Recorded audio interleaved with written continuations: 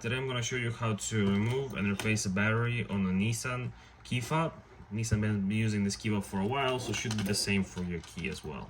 Right, so first you start by removing this like physical key from the key fob, and then you need a screwdriver or anything like that to just get in through this crack. Usually what I try to do is just start from the top, and it cracks open like that, and then you can just crack it open continuously all around until it fully releases, and boom, you have that. This is the key right here, or the key battery, I mean. Just simply pop it open, very careful not to break any clips. Oh, there you go. So it goes over here. Here is going to show you the plus, so that's where you're going to put the new battery plus at, just like that. Boom, take it, close it,